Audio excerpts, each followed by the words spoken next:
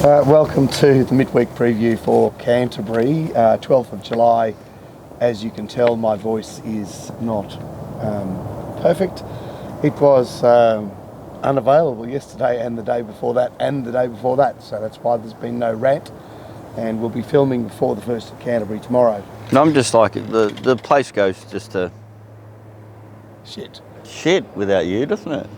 Well, it doesn't have to, but I think I've set it up so that I am in total control. You don't like to designate, Mark. You don't trust other people, which is actually why people should respect it as well, because you're very important about and very concerned about the content you put out and that it being trustworthy. And speaking of content, I'm trying something slightly different today. Gord's not happy with me not reading out a market before the races that we're going to examine, but the reason for that is because I haven't formed my market on those races, and I don't like to see a market before I form my market. So we're going to have a more general form discussion of Canterbury tomorrow. The rail goes back into the true position, which is significant because pretty much every time it goes back into the true position, the rails is the place to be. And Gord, you were out there on Easter Monday when that was patently so.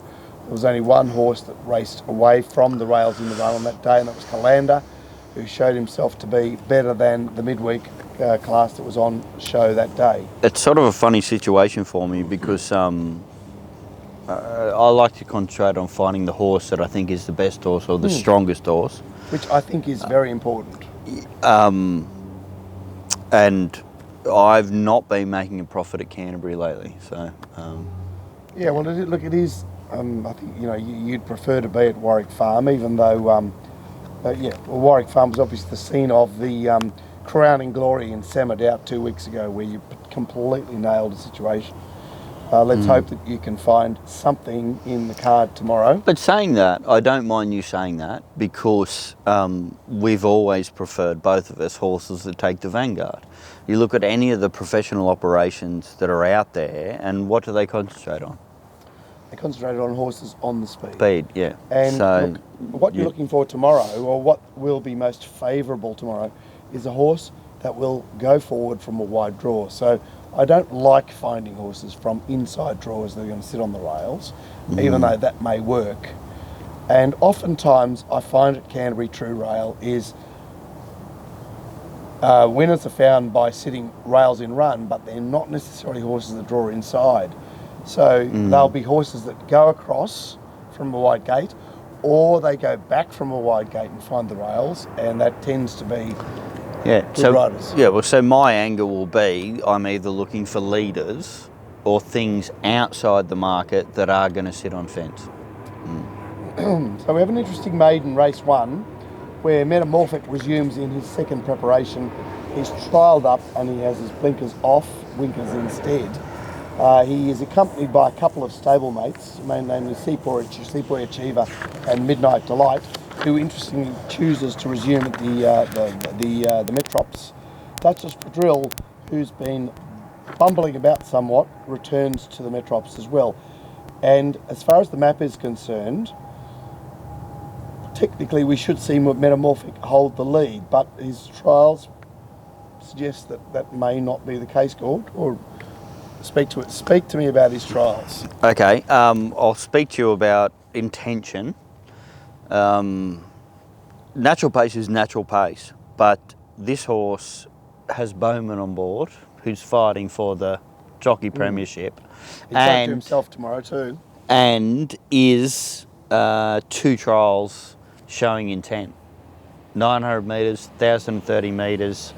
I'd suggest they're actually, and I've mentioned before about Waller being aggressive from inside barriers. He's one of the stables that actually does really try and punch them out. We saw Bowman go to the front on a horse on Saturday and get the chocolates.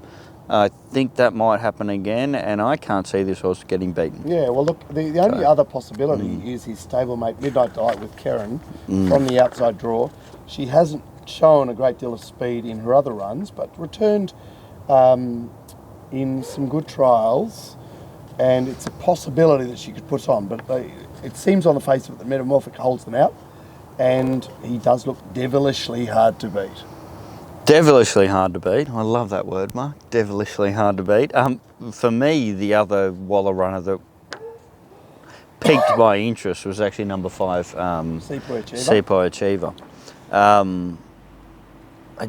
The way we're talking about this when we're doing form analysis, and we're taking so many more considerations into consideration due to the fact that this jockey challenge is actually going on. Well, it's meaningful. Look, you're just going to get the cute run behind. I don't think it'll be winning. I think 1 will be winning. What price am I willing to take? Well, red odds. It'll be high red. Okay. Yeah. Yeah. Look, there isn't a great deal to speak of in that race. Obviously, the interest is in this colt that's resuming in his second preparation, and that's a significant fact in itself. The others are fillies, Duchess Padrille, Midnight Delight, and Seaboy Achiever. See, for me, I'd stamp it immoral, except for the fact that Mr. Schnitzel did a really good job in the trial. So It's still Ryan trial. Yeah. Mr. Schnitzel is capable of doing that. no, yeah. All right, okay, but that's a significant point. You've mentioned that. Let's move on to race 2, which is over the 1550 for 2-year-olds, and I guess is fed by the 1400 metre Pearla race at Rose Hill. Now my map has letting it roll. Tommy Berry, last 3 runs on the Acton track. In fact, 5 runs at home at Canberra. Pen job. It may be, but I'm just suggesting that it goes forward. Uncle Rodriguez gets Bowman. Last start city run, raced on speed. It certainly gets well forward. Canaletto went back in distance the other day for these French connections, and could make a play for the lead. Hypnotist looks to tuck in there, and Regal Cannon is the other wild card. Gay, 1100 metres up to 1550, and Hieronymus on board certainly could be pushing to hold his spot. So I'm unclear as to who leads here. I'd suggest it's one of Regal Cannon, Let It Roll, or Uncle Rodriguez, and Hypnotist certainly should be able to get a reasonable run off that.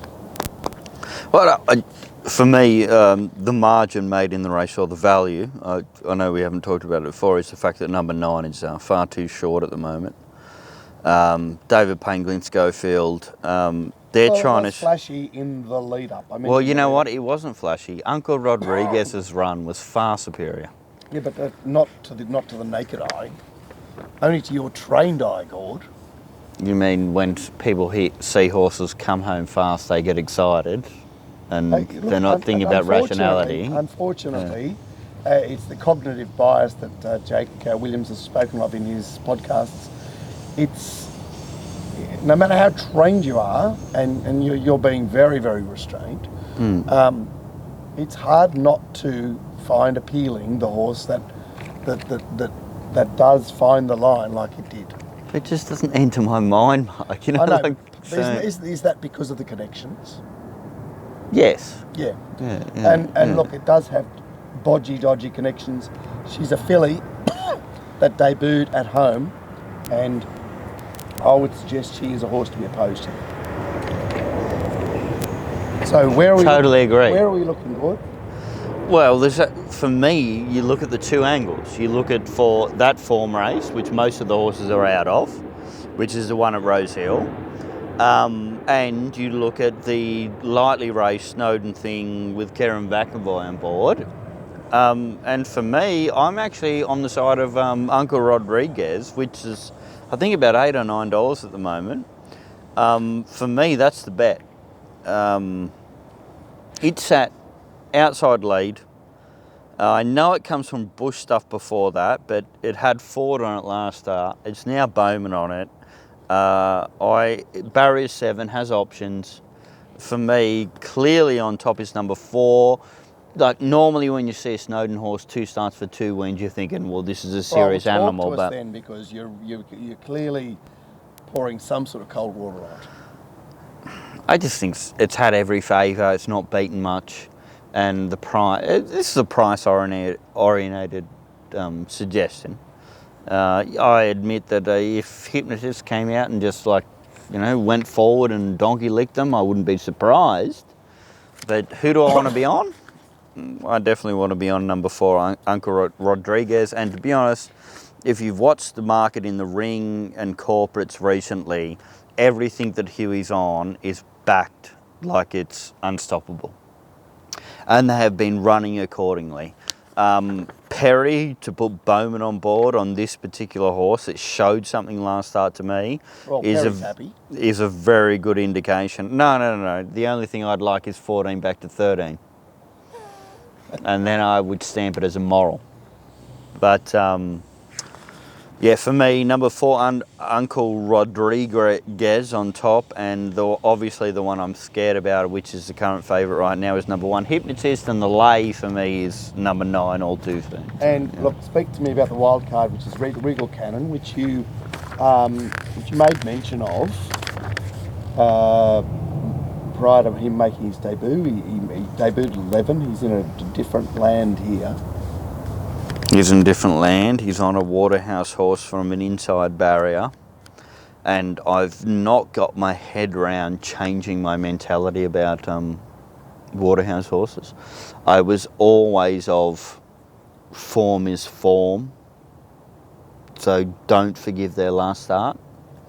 I know that has to change these days because they're training them differently. But well, I think all the mounting yard watchers said this horse is unfit, which is sort of interesting because it's now going to 1550. It could pull it off. There was one on the other day that did the same thing. But this was by Bullet Train, which is a little known sire. It had next to nothing. Yep. It's more of a sort of a knot on the roulette wheel. I'm with you, Uncle Rodriguez. Race 3, 3-year-old race over 1,250 metres. Well, by the way, for anybody out there, obviously we can't bet now, but if you get the opportunity to bet, then taking that price about Uncle Rodriguez, you can trade out and make a profit. But that pisses me off so much. Really, I'm so frustrated. And like, how many times have you got to the races, or got to 9 o'clock or whatever, and really been that gutted by what had happened prior to that? Every day. Every day. Well, you need to. Yeah. Or you could choose to let it go. Yeah. Race 3, a 3-year-old race, and there is some query over whether young Hewitt runs. It's just he's in a race on, I think it's Thursday, that he may prefer because he's got a rider higher up in the pecking order on that occasion. Which would lead me to have the Pharaoh leading this race. He's second up, set outside the lead in a Saturday race, won by Memes. Intueri goes forward with him. Gitan is next best, and Reach for Heaven is poking along there.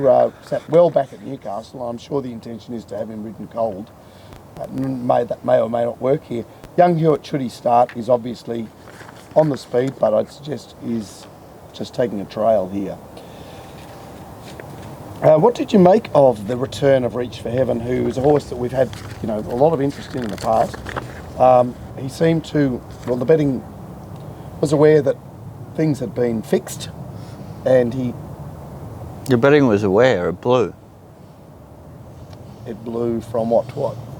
Like even money to 250 or something like that. Yeah, but it's still. Man, but I had this stamped as a Saturday Metropolitan horse. Okay, and so talk to me about his run before Spelling, where he couldn't get warm in a shitty race at Newcastle. I'm not calling that shitty. That was shitty. Okay, are you going off time, Sarah, or the horses it was against? Remember, we Another Anne is a really good country horse. Yeah, but this horse, that was like a down the outside track. There was Vanquillo. Yeah, what about it?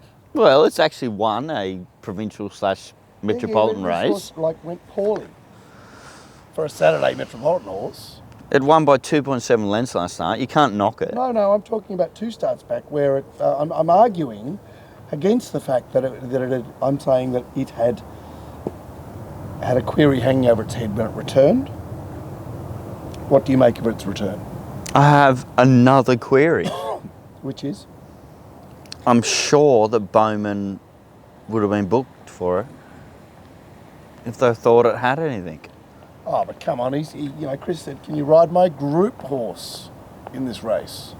He went to Gosford to trial this horse. Yes. Bowman goes to Gosford to trial a horse, and then decides not to ride it. I need you to ride my filly, mate. Look, I'm confused. If I was just going off form and not a perception of form, I would have said number one was immoral. Okay? All right, so speak to us about its last run. You did everything you wanted it to do? Yes. You win by 2.7 lengths. Doesn't matter whether you got favours or not. You've done everything I wanted you to do. I thought you would be clearly the best horse in this race, but there is another horse in this race that has spruiks out of it, and Bowman does ride. Yeah, but she went terribly last preparation and probably the preparation before. Went terribly the last two preparations, all right, so, and the trials haven't been that crash hot either. All right, so what's Bowman thinking then? Well, that's why I have it on top. Awoke. I'm so Bowman focused at the moment, right? So you're saying, in spite of all the evidence why he shouldn't ride this horse. Yes. And maybe he can cheat from gate one as well. But I might not bet in the race purely because of that. I think if one side of your mind is saying X and the other saying Y, then maybe you don't bet in the race. The yang aren't actually getting together. Yeah. For me, I like planets to align. Yeah. Anything else? Well, no. I mean, I had a second look at the Pharaoh. I think it's an overrated horse. He and Woke, of course, raced together in the 1400. I had a really strong look because of that question mark between Reach for Heaven and Awoke. I had a really close look at number 3, Into Wary, because I love the form lines. And you probably love the fact that Tommy Boone isn't riding it. And Kobe Jennings is on board, which is actually a positive jockey change. There you go, Tommy. I give Kobe Jennings an apprentice a positive jockey change. I tried to say that with the other Hawks horse that we found first 2 runs back, the first 3 runs back, and then finally led all the way at Rose Hill at the last meeting, in the last race. Christian Reith was off and Kobe Jennings was on. Glenn just laughed at me. Did he really? I think... Kingsbridge, what's his name? Kingsguard. Yeah. Well, it was a pet horse of mine that I've been backing every start, and I didn't. I know, and I didn't back it. It's too low for you. Well, there may be some truth to that, but I don't believe in being loyal either. I think you do the form and then you make assessments on what you're going to back. For me, there's no loyalty. Loyalty involves emotion, and emotion will make you lose money. Okay. Even this is an interesting rate, Mark, because like Jatan, that's got something as well. No. Jatan is an honest plugger. He's provincial at best. I found him at Kimberley last time. He had a perfect race there. But he didn't just win. He won by 2 lengths. So I like the race. He's just. He rode something well today at Gosford. I was really annoyed. He won't be riding anything well tomorrow at Canterbury. It's one of those self-fulfilling things. You know to look for top stables and top riders at the Metropolitan meetings, and you take your life in your hands with the second tier. Okay, I have a question for you about... Obviously, I'm confused about this race already, but if Awoke is that much of a spruik horse, which it has been... Yeah. Why didn't Bowman ride it in any of its 2 trials? It's a mystery, isn't it? That's a negative, isn't it? Look, I'm getting close to... The only I'm thinking one thing... is that Waller has asked him to ride it. But I'm stamping Reach for Heaven as like a moral, and then I'm seeing these little... confusing things. So we need to talk to, is it Cheers, Bowman's manager, or is someone else doing Bowman's manager? We need some insight. Because the jockey booking is head-wrecking you there. It's absolutely head-wrecking me, but I'd say you could even stake them, couldn't you? So, it's not too bad. You're going to even stake Reach for Heaven and Awoke. Yeah. And you're going to double your loss. Because Pharaoh is going to win the race. Oh, I love it. I love it. Race 4. Oh, that is so fantastic. It's obviously a race for fillies and mares over 1,200 metres. and the map looks like this. Reward for Fashion is a desperate, desperate leader. Her city runs are terrible, but there's a possibility she could be held out by Perazada. She's up from 1,000 metres at Wagga. Express Point goes into a forward position out wide, and Ratings to Win, which is has a clever algorithm that determines early pace, has the long-time resumer Princess Faya showing speed, which I didn't detect. And I was ridden off the speed at Beaumont last time and looks to still midfield. Star Reflection back on the inside. Is there anything that catches your eye in this pedestrian-looking race? No. I will be betting in the race, but I'll be backing a couple of longies. And that's never good for me, Mark. Well, look, Banuelo, her metropolitan credentials are very iffy. Star Reflection has 2 decent Randwick wet runs, which I keep trying to remember the name of the Chris Lees. I'm fine. I would stamp Star Reflection immoral, except for the Scone run. Yeah, but the Scone run tells you plenty. That's why you shouldn't be stamping it immoral. Well done, young man. Oh, thank you. Am I your Padawan? Yes. Oh, Sensei. Yes, exactly. Look, it's been perfectly suited in a couple of Randwick runs, and it can get away with this, but it's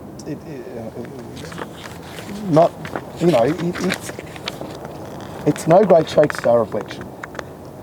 I would suggest that Perazada has some prospects, despite the rider. Her city runs are okay, and she may get a more favourable situation here. Reward for Fashion is, as I say, has terrible city runs, but just gets in the van here. And where else can you go? I don't know. We're backing 3 horses in the race for probably 8 horses. Yeah, just over 30% would be my total margin. And that's number 5 Nahima, number 7 Perazada, and number 9 Princess Freya. I'll be doing that on suspicion that, I suppose when you find a horse that you're mildly against, it's practically even money 6-4, you go looking elsewhere. Yeah, it's a sizable chunk of the market. I actually think this Claire Cunningham's been doing a good job too, and that was a bit of a hidden trial last start, so it interests me. Josh Parter ride, Jason Collett, the boyfriend in question, is not riding in the car. Yeah, exactly. So you liked its trial, is basically what you're saying. No, I went looking outside the market. Yeah, but you didn't so dislike I tried. its trial. Yeah. Is that the best way to put it? Yeah. It is a scuzzy race, and the top 2 have problems here. Not to say that the opposition have anything to offer. Yeah, exactly. Yeah. It'd be a lovely race to find something that you really liked outside those 2, and you would just be like all over it. But it's not the case. All right, that's the end of part 1 for the Canterbury preview.